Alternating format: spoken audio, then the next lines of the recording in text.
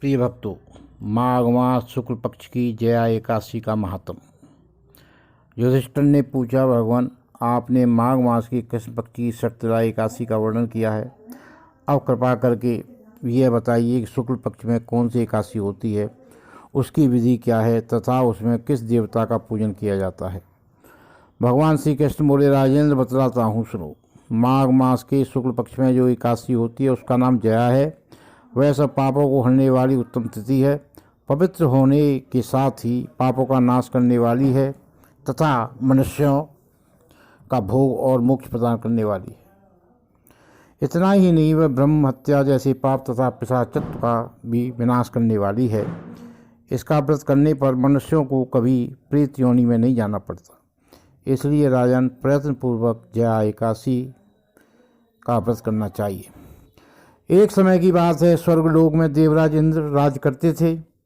देवगण परिजात वृक्षों से भरे हुए नंद भवन में अप्सराओं के साथ विहार कर रही थी। 50 करोड़ गंधर्वों के नायक देवराज इंद्र ने स्वेच्छानुसार वन में विहार करते हुए बड़े हर्ष के साथ नृत्य का आयोजन किया। उसमें गंधर्व गान कर रहे थे, जिसमें पुष्पदंत, चित्रसेन तथा उनका पुत्र ये 3 प्रधान थे। चित्रसेन की स्त्री का नाम मालिनी था। मालिनी से एक कन्या उत्पन्न हुई थी जो पुष्पवंती के नाम से विख्यात थी। पुष्पदंत गंधर्व के एक पुत्र था जिसको लोग माल्यवान कहते थे। माल्यवान पुष्पवंती के रूप पर अत्यंत मोहित था। ये दोनों ही इंद्र के संतोषार्थ नृत्य करने के लिए आए थे।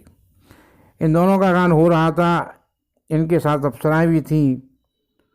परस्पर अनुराग के कारण ये दोनों मोह के वशीभूत हो गए। चित्त में भ्रांति आ गई, इसलिए वे शुद्ध गान न गा सके। कभी ताल भंग हो जाता और कभी गीत बंद हो जाता था। इंद्र ने इस प्रमाद पर विचार किया और इनमें अपना अपमान समझकर वे कुपित हो गए। अतः इन दोनों को साथ देते हुए बोले, अरे मूर्खो, तुम दोनों को धिक्कार है। तुम लोग पतित और मेरी आज्ञा भंग करने वाली हो। अतः पति पत्नी के रूप में रहते हुए पिशाच हो जाओ। इंद्र के इस प्रकार साथ देने पर इन दोनों के मन में बड़ा दुख हुआ। वे हिमालय पर्वत पर चले गए और पिशाच योनि को पाकर भयंकर दुख भोगने लगे। शारीरिक पातक से उत्पन्न ताप से पीड़ित होकर दोनों ही पर्वत की खंदराओं में विचरते रहते थे। एक दिन पिशाच ने अपनी पत्नी पिशाची से कहा, हमने कौन सा पाप किया जिससे यह पिशाच योनि प्राप्त हुई है। नरक का कष्ट अत्यंत भयंकर है तथा पिशाच योनि भी बहुत दुख देने वाली है। अतः पूर्ण व्रत करके पाप से बचना चाहिए। इस प्रकार चिंतामग्न होकर वे दोनों दुख के कारण सूखते जा रहे थे। देवयोग उन्हें माघ मास की एकादशी व्रत प्राप्त हो गई। जया नाम से विख्यात थी, जो सब तिथियों में उत्तम है, आई। उस दिन उन दोनों ने सब प्रकार से आहार त्याग दिया, जलपान तक नहीं किया, किसी जीव की हिंसा नहीं की, यहाँ तक कि फल भी नहीं खाया। निरंतर दुख से युक्त होकर वे एक पीपल के समीप बैठे रहे। सूर्यास्त हो गया। उनके प्राण लेने वाली भयंकर रात्रि उत्पन्न हुई। उन्हें नींद नहीं आई। वे रति या और कोई सुख नहीं पा सके। सूर्योदय हुआ, द्वादशी का दिन आया। उन पिशाचों के द्वारा जया के उत्तम व्रत का पालन हो गया। उन्होंने रात में जागरण भी किया था। उस व्रत के प्रभाव से तथा भगवान विष्णु की शक्ति से उन दोनों की पिशाचता दूर हो गई। पुष्पवंती और माल्यवान अपने पूर्व रूप में आ गए। उनके हृदय में वही पुराना स्नेह उड़ रहा था। उनके शरीर पर पहले ही की तरह अलंकार शोभा पा रही थी। वे दोनों मनोहर रूप धारण करके विमान पर बैठे स्वर्गलोक में चले गए। वहाँ देवराज इंद्र के सामने जाकर दोनों ने बड़ी प्रसन्नता से हाथ जोड़कर उन्हें प्रणाम किया। उन्हें इस रूप में उपस्थित देखकर इंद्र को बड़ा विस्मय हुआ। उन्होंने पूछा, बताओ किस पुण्य के प्रभाव से तुम दोनों को पिशाचत्व दूर हुआ है। तुम मेरे साथ को प्राप्त हो चुके थे, फिर किस देवता ने तुम्हें उससे छुटकारा दिलाया है।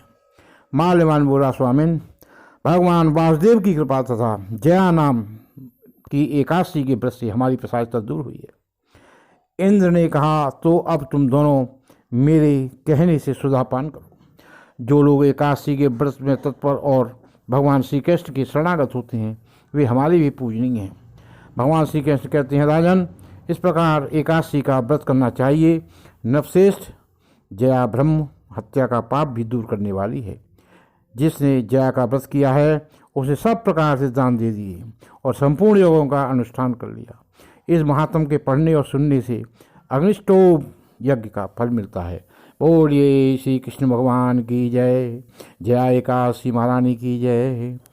श्री कृष्ण गोविंद हरे मुरारे, हे नाथ नारायण वासुदेवा।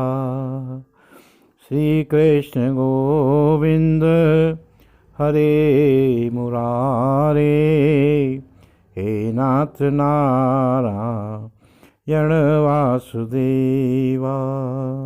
श्री कृष्ण की जय।